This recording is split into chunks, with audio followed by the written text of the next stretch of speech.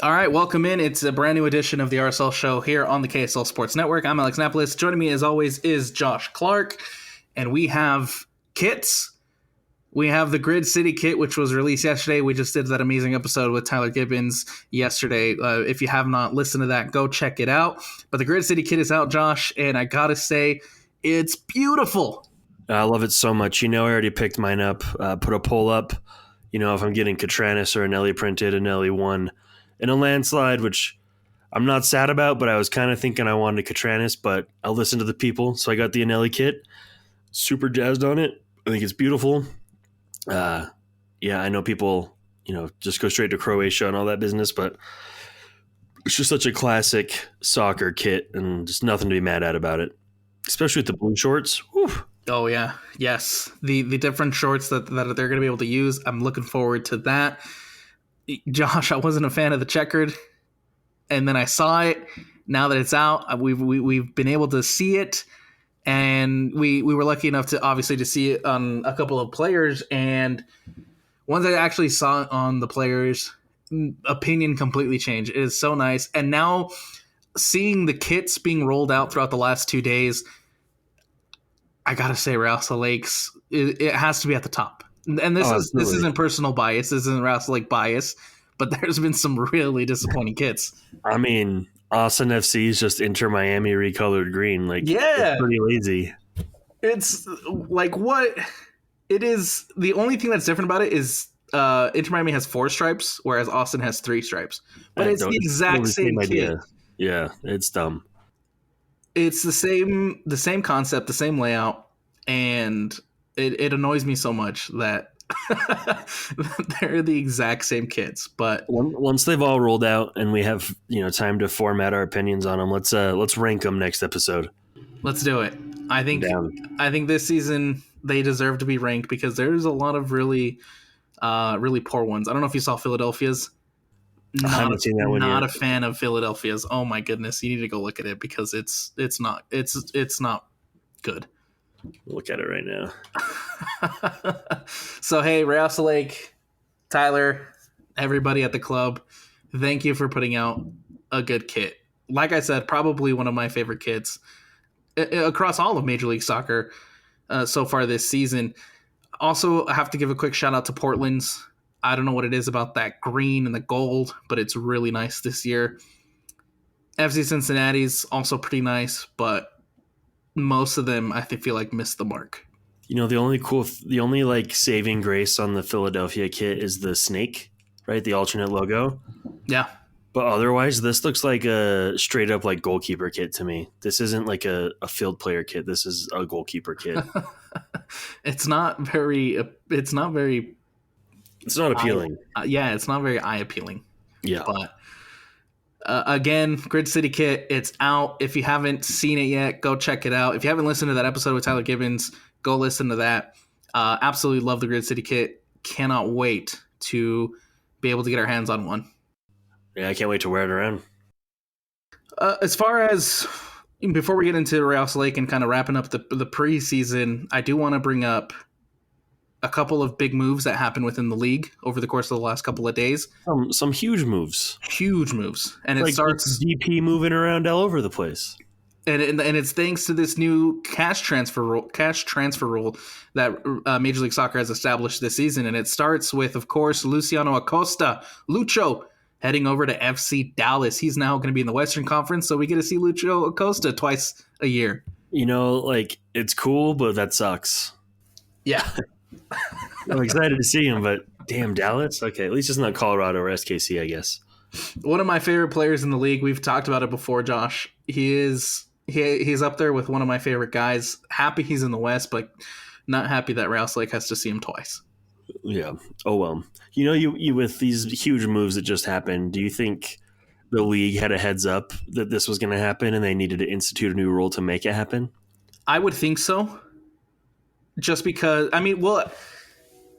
if you go back to even when RSL Lake wanted to sign Chicho Arango, these mechanisms weren't in place and weren't possible for RSL Lake to make that move with the LAFC. Right. That's why he had to leave, right, go to Mexico, then we could purchase him again. That's one of the reasons why that happened because the system wasn't in place, and so it's probably something that I think a lot of clubs have been asking for over the course of the last couple of years, just a way to make this easier. Because now you see teams like Sporting Kansas City who have taken advantage with Jovic going over now to Sporting Kansas. You have obviously this one with Lucho Acosta heading to FC Dallas, which triggered Evander heading over to FC Cincinnati, which is also a very big move. Right. It's a DP for a DP. It's wild. I don't think we've ever seen a DP like a DP for a DP type move, which we just saw this week. No, never. Not like intra-league. We've never seen this many top players from individual teams moving around the league itself, right? It's kind of wild. But hey, it might open up some pathways to get bigger known players from the league to RSL. So absolutely. Yeah. I think obviously we're still in the early stages of this rule being implemented and this rule being a thing. I'm curious to see how Real Salt Lake will utilize it down the road, for sure. Yeah, but this is definitely a rule that works in our benefit for signings we would want to make. You know what I mean? It's a good rule for teams that don't have, ownership willing to just shell out millions and millions all the time. It allows you to bring in, like you mentioned, top talent from within the league that potentially wants to make a move. I mean, even go back to like the Landon Donovan move, right? Yep. When the league stepped in, was like, hey, you know what? I don't think we can do this. What could have been. Exactly. And so now this opens up that path for Real Salt Lake to make those type of moves. Not saying that Real Salt Lake should go get an old star, but but at the time, that would have been perfect for Real Salt Lake, right? So but now just more pathways to bring in better talent to help Real Salt Lake down in the future. Hopefully, that's something that they utilize. Absolutely. Lucho Acosta heading over to FC Dallas. Evander heading over to FC Cincinnati. Those are the two big latest moves in the league. And so just wanted to real quick talk about those to keep you guys informed of what's going on around the league. Now, Josh, preseason is over. Real Salt Lake gets ready to start Champions League or Champions Cup play here next week. But first, let's talk about how this preseason ended. Real Salt Lake taking on the New York Red Bulls. Ends in a 3-3. Nice little back and forth game. But we'll start with the starting lineup. And of course, we see Cabral get his first start for Real Salt Lake. Hidalgo, Glad, Vera, Catranis, Ojeda, Anelli, Mark Zook, Brook, Diogo, and Ajago. That, to me, is probably the starting 11 you're going to see come San Jose. And honestly, probably the starting 11 you're going to see against Herediano in the Champions Cup. Oh, it's 100% the lineup we're going to see. But first, I have to ask, is it a Jago or a Jaga? Oh, yes, correction. It's a Jaga. Yes. Listen, y'all. We struggle with names sometimes, okay? We know it. We're trying to get better. Back off. Yes. Anyway, yes, 3-3 draw. It was actually a really fun game to watch. RSL looked the same, but very different all at the same time. And it's kind of hard to identify what was totally different. But I think one of the biggest things that stood out to me was we looked a lot more comfortable, utilizing the goalkeeper in build-up. And that was huge. And I think that's what, obviously, not only because Zach McMath is out for an extended period of time, but I think that's a big reason as to why they wanted to bring in Cabral, is because he has that ability with his feet. He has that footwork. He has the experience. Cabral, again, I think purely in the long run is a bridge goalkeeper, but I think however long Real Salt Lake has him, he has the potential to be a really big goalkeeper for Real Salt Lake. Yeah, for the next 1-2 years, absolutely. But that was impressive. I mean, that was just one difference that was, pretty noticeable pretty quick. Also, Ojeda and Anelli standing out as they do, holding down that midfield. Love to see them play in the midfield together. But we got to give a lot of love and a lot of credit to Forrester for opening the scoring on that breakaway. Forrester, he's such an interesting player because I feel like he still has a long way to go developmentally. Mm-hmm. But I think in the short term, he can be a very fun player for Real Salt Lake. I mean, this is one of those goals that in the past, when one of our strikers has run onto it, not really counting Chicho, you're a 20-80, is he going to finish this or not? Right. So to see him put it away calmly was very refreshing, right? To get to the ball in the first place, really saw some of his speed and then just a quality finish and 1 out of 2 goals, in the game. So that's something to be psyched about, in my opinion. You just brought up like memories of Sergio Cordova and Rubio Rubin just missing absolute sitters. Oh yeah. Like like how we would see them do. And even Anderson Julio to an extent, right? Like he was better at it, but I'm not saying, Forrester's going to be better than any of these guys, but it was a good start for him. I really like what I've seen from him preseason wise. Obviously, we'll continue to evaluate him as we get into Major League Soccer and Major League Soccer competition, but I've liked what I've seen from Forrester through the first 2 games that we were able to watch.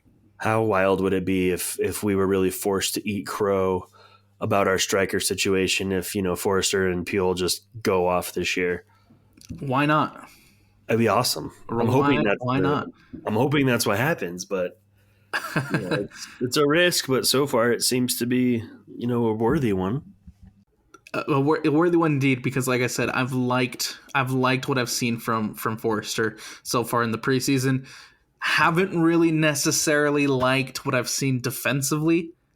Obviously, Rouse Lake goes up 1-0. However, by the 41st minute before halftime, Rouse Lake's down 2-1 heading into the break, thanks to 2 goals from the New York Red Bulls. Got to clean up defensively. I know it's still early. I know it's preseason, but defense needs to be polished up before we get into Champions Cup. Yeah, the secondary runners were a bit of an issue for us Wednesday. Yeah, like the penalty, for instance, right? The lack of tracking and staying with your man going back from the midfield, really caught us out and caused the unnecessary foul. So, yeah, tracking needs, some work. Diogo, he needs some work on his getting back and tracking. There were times that, he was absent. But overall, a good match. And, the press was high, the tempo was good, but, just some weird buildups that shouldn't have been there, cost us 3 points in this preseason. But the props to RSL for coming back and nabbing 2, right? Kind of put our fear of, can we stay in high goal scoring games? Eddie's a smidge, so that's, a bonus, but absolutely got to clean it up. I'm glad you bring up Diogo, because before we get into, his goal and that comeback, Diogo, I felt, again, similarly to what I felt after watching him against St. Louis, does a lot nicely to get forward into the attack and to start creating more, something that I don't think he did very well in his early goings with Real Salt Lake. Like what I've seen from him getting better offensively, but now I wanted him to add that Matt Crooks element to his game, where Matt Crooks was phenomenal at tracking back, getting back defensively, getting into the press. If Diogo can add that, I think he's going to be just fine. Yeah, and I think it was a little more noticeable today because he was playing on the left a lot more. Yeah. So, Catranis was kind of hung out to dry a few times, with Diogo not getting back and putting pressure on the ball or assisting. So, yeah, that needs to sharpen up. So, Rouse Lake's down 3-1 in the 65th minute as the New York Red Bulls are able to add another. It's you're down 2. Looks like the high press leads directly to a turnover from the New York Red Bulls. Diogo's waiting for it basically at the top of the 18. Just hits it first time and puts it into the back of the net. Rouse Lake back in this one at 3-2. Again, love what I've seen from Diogo offensively, and that is hopefully of what's to come for the rest of the season for Diogo. Yeah, very calm, very tidy finish. If he can continue that and just be in those positions to have open shots and finish them like that, finish it like a pro, finish it like a DP. So, yeah, let's get some more of that, Diogo, this year, and we'll all be happy with you. A little bit late into the game. At this point, it's the 81st minute. Rouse Lake's on the attack. They try to slide a ball through to Looks like that's Dominic running off into the on the right channel, but instead it takes a lucky bounce, lands right at Forrester, and Forrester hits it first time. Again, just a first time, cool finish, puts it in to tie it up 3-3, and Forrester gets his second goal of the day. Yeah, a brace is a brace, man. You pick up a couple of those this season, you'll be on Chicho's tail goal scoring trail in no time. Love it. Love, again, just Forrester has been impressive. He really like what I've seen from him throughout the course of this preseason. Just need that to translate to Major League Soccer play, and if Forrester can continue doing what he's doing now, I think the way that Rouse Lake is playing is very, oh man, what's the word? Aggressive. It's aggressive, but the style of play is built for a Forrester.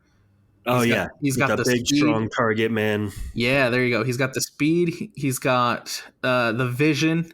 Very, very much going to be. It looks like he's very much going to be a poacher type 9 in this style that Real Lake is trying to play.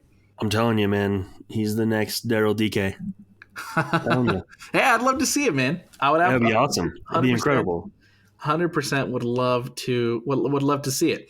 Real Lake plays a second game on the same day, this time with a little bit more of your B team, with Mason Sanchuhar starting in goal, Noel Caliscan, Javane Brown, Kobe Henry, Sam Junqua, Nelson Palacio, Pablo Ruiz with the captain's armband, Xavier Gozo, Jesus Barea, Tyler Wolf, and Ari Piol.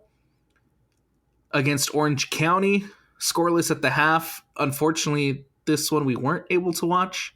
I'm bummed about this one because this one I was more curious about than the first one.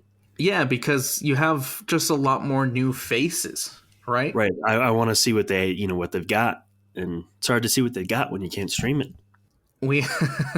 Piol is probably the biggest question mark for me. We saw a little bit of Barea, saw a little bit of Gozo, saw a little bit of Junqua, Kobe Henry in that St. Louis game. We talked about it on the last show. But Piol is the biggest question mark for me, and I wish we would have been able to see more of him. Honestly, him and Tyler Wolf, I'm really curious what he's going to bring to this side. Yeah. Really curious. Tyler Wolf's an interesting player. Right, he has all the potential in the world, but doesn't seem to have found it. Right, and I think that's one of the reasons why he's here. I think one of the reasons why Real Lake took that gamble on him and took that chance on him is because they feel like they can unlock that potential that Tyler Wolf has shown glimpses of in Atlanta. Now he's here. Can he finally break through? Is going to be the biggest question for Tyler Wolf this season. He's probably. I don't have as much of a question mark on him because we've seen him in Major League Soccer play. However, we haven't seen Piol in Major League Soccer play, and so that's why I wanted to. I was hoping to be able to watch this one, but for some reason, the USL games weren't streamed. Well, we'll be able to get a good look at him, Saturday for the last, preseason training. So yeah, hopefully we can see some answers there. But I'm really the thing that's going to tip us off as to his progression is, who comes on for Forrester against Herediano. Yeah.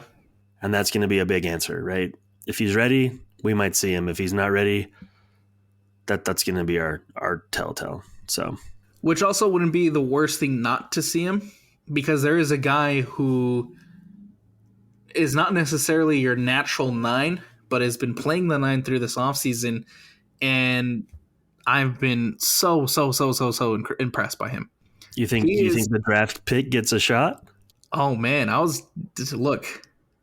listen. I'm listening. Every year there's going to be, I'm going to call it the Emeka watch. Okay. There's going to be the guy that we have on our radar that's going to be the next Emeka Nelly from the draft. Okay. And Jesus Barea is on Emeka watch. Okay. I mean, he's had a little bit of a longer journey to get here, but I'm in. If he can come in and contribute and be a star, dude, that'd be incredible. Not only does he score against Orange County, but he gets 2 assists against Orange County.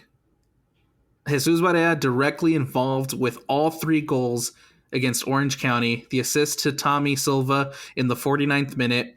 He scores in the 63rd to give Rouse Lake the lead 2-1. And then in the 85th is able to assist on Ari Piol in the 85th to give it make it 3-1 Real Salt Lake. And so, but Alex, it's preseason against Orange County. Look, man, I know he's shown really well every match we'll be able to see. I'm just playing the devil's advocate. It would be really cool, man.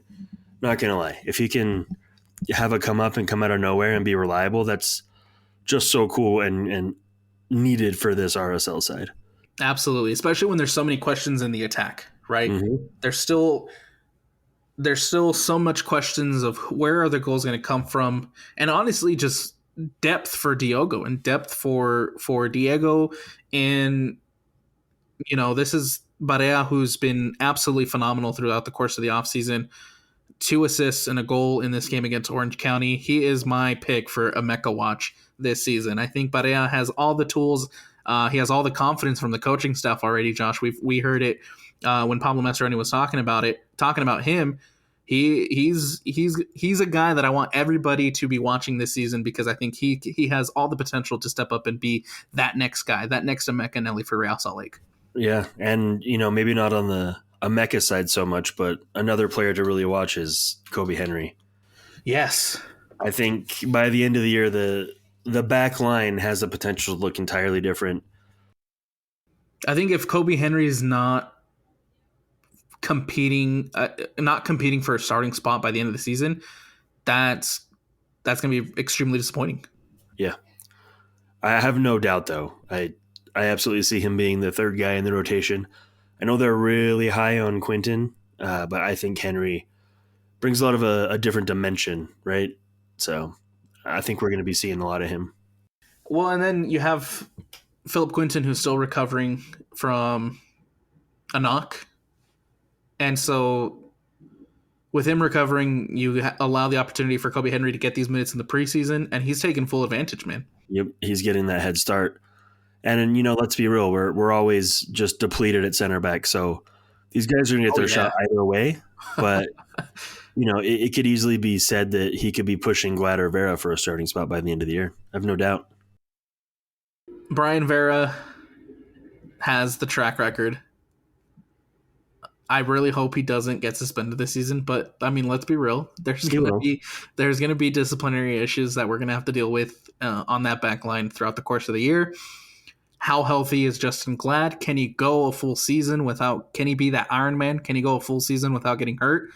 Mm-hmm. It's been 3 years now since Justin Glad has been fully fit. Yeah, at least. And so there's going to be opportunities there for Kobe Henry to step up and get in and get minutes. And again, I think, like Josh mentions, he's going to be competing for a starting spot by the end of the season. So Real Salt Lake ends up with a 3-3 draw against the New York Red Bulls. Ends up with a 3-1 win over Orange County. I think the biggest question that a lot of fans are going to have, Josh, is it concerning that Real Salt Lake couldn't beat MLS competition in the preseason and only got their wins against USL competition in the preseason? No. Every year, I think we either get overly excited or underexcited based on preseason results. For me, in the preseason, the result doesn't necessarily matter as much, right? As long as the team looks like they're progressing in the right direction towards how they want to play. And we did see a lot of fight from RSL. We saw a lot of good things. And the bad things we saw are things that can easily be cleaned up. So I think it was a pretty positive preseason from RSL. I would agree with that sentiment, mostly because of the young talent. We've seen good things from the young guys. We've seen good things from the young talent. Yes, maybe it's a little bit concerning that Real Salt Lake weren't able to get a win against MLS competition, but you also didn't lose against MLS competition, right? Which is in and itself is a plus. And listen, you really can't tell how a team's performing until 10 games into the season anyway. Yeah. Right? Obviously, we have our first test next Wednesday. And a big test, that is. A big test, right? It's, yes, it's a team from Costa Rica, but they would do well in MLS if they were part of it. So it's not like they're a slouch, but very beatable for RSL. So I think that is going to be a very early indicator of what we're going to see from this RSL side. I think, of course, it's the first real true game and could be a little shaky, but I fully expect them to set the tone and kind of announce their intentions for the year.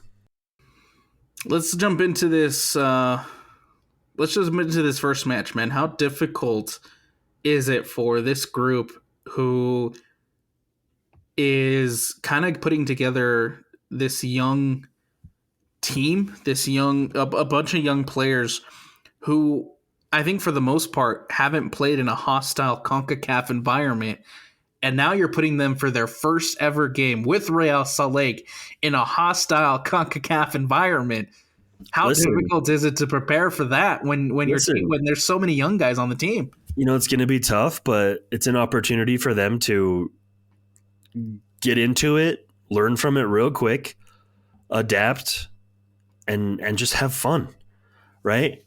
I know it's going to be difficult, but I think there's more difficult places to go play in CONCACAF, so it's a good early entry into CONCACAF, CONCACAF-isms, I guess, in those hostile environments. At least they're not going to Monterrey or some of those other nastier places for teams to come visit. So even Saprissa, man. Yeah, Saprissa, dude. I remember watching the games when we were playing as Preseason, and some of the stuff flying out of the stands, man. Listen, they just need to go watch, some Clint Dempsey YouTube clips from the World Cup qualifiers, right? Get that attitude, get that sass, and go out there and play like a bunch of Clint Dempseys minus the red cards. But I'll take the goals. And as far as the actual matchup of it goes, I'm a little concerned, man. This is an Herediano side who made a championship run this last Apertura tournament. So they're very similar to Liga MX, where they split up the seasons into two. They won this last season. They're the champions of Costa Rica heading into this game. Starting now, this Clausura, the second leg of this tournament of their season, they're sitting at the top of the table with 17 points. And like I said, this is a really young Real Salt Lake team. They'll be fine, man. I'm a little concerned about this matchup. I think it's going to be a lot harder than I think a lot of people are giving Herediano credit. No, listen, I don't doubt you that it's going to be tough for them, but I also don't see them going in there and getting dog walked. No, right. That's not what I'm saying at all. Right. It's going to be a new experience for sure, but I think with guys like Pablo, steering the ship, and some of the other guys that do have the experience, I think they can get them pretty well, prepared for what's coming, right? They've been there. So this is going to be a big one on coaching. In this year of 2025, in the new year, this is a Herediano side who has yet to lose a game. Just knocked off Saprissa 3-1 a couple days ago. Like I said, sitting at the top of the Costa Rican table at the moment. The only reason why I would want the only reason why I would want Major League Soccer to change to adapt to European calendar is because so we could be in form right now. There you go. I don't think it's fair for Major League Soccer teams to start off this tournament. For this to be your first game of the season, man. Yeah, it's pretty rough. If we were talking about maybe 4 or 5 games into the year, I think that's a different story. But the fact that it is your first game, your first official match of the season, and your first real look at a new Real Salt Lake, I don't necessarily know if that works in favor of Major League Soccer sides in this tournament. It totally doesn't at all, but it's been that way for 20 plus years. So I think, it's just one of those things we deal with. Get used to it, I guess. Yep. Are you brave enough to throw out any predictions for this first game coming up against Herediano? No, because I don't want to jinx it, but 3-2 RSL. Oh, wow, 3-2. Who scores? Forster. I think Vera gets one. Okay. And then I think Lachlan bags one too. Okay. Yeah. I like it. Yeah, we'll see. I'm going 1-0 Herediano. Okay, Josh. I'm going 1-0 Herediano, and Real Lake brings it back to America First Field to figure it out in front of the fans. But we'll save that. We'll save those predictions for another day. Yeah, we'll wait till, this first game happens before we talk about what we think is going to happen in the second game. But, I mean, second game, we're going to a hostile environment. They're coming to a freezing environment. Yeah, that's true. So we have, they have an advantage. We have an advantage. I think Herediano will take that first leg, and it'll come back to America First Field with everything to play for here in that second leg. The home opener, by the way, will be against Herediano. That's so wild. Alex, I don't like your prediction, but I would totally be not shocked if your prediction comes true. Look, man, like I said, I want to give them credit because I don't think that it's not going to be as easy as a tie as maybe man, who are the crappy teams in CONCACAF right now? Or the teams up in the Canadian Premier League. Oh yeah, there you go. Yeah, it's not a Forge FC or a Calvary. Right. It's going to be a good contest, and I'm excited. I think it's ultimately a good test for Real Lake to figure out what they have in these young guys, and of course, playing your first competitive game with this new team. I think we're going to learn a lot about Real Lake in this first game against Herediano. Oh, absolutely. I'm so excited for it. A lot of answers I have, or a lot of questions I have that will be answered. Absolutely. And then after that, you head to San Jose, man, and you start MLS season. Look at that. We're here, man. And then there's Chicho right away. And we'll get to that. Oh, yeah, We'll save that for next week. But for now, let's focus on Herediano, hoping to bring back a positive result. But I think I'm excited. Let's say that. I'm excited. I'm very excited. Now that I have the new kit, it's just the feeling's there. It's magic. I'm ready. There you go, man. Anything else that you want to add? Anything else you want to say, throw out into the universe before we wrap this one out? Yeah. Just go RSL, man. Go RSL. I love it. Go RSL. Hey, don't forget, the season starts on Wednesday when Real Lake takes on Herediano in the opening game of the CONCACAF Champions Cup. Real Lake will be heading to San Jose, Costa Rica to take on Herediano. That one kicks off at 4:30. You can catch that on streaming on Viz. Yeah, where are we going to watch this? I don't know. Oh, great. It looks like it's streaming on Viz. Well, I guess I better figure out where to get Viz.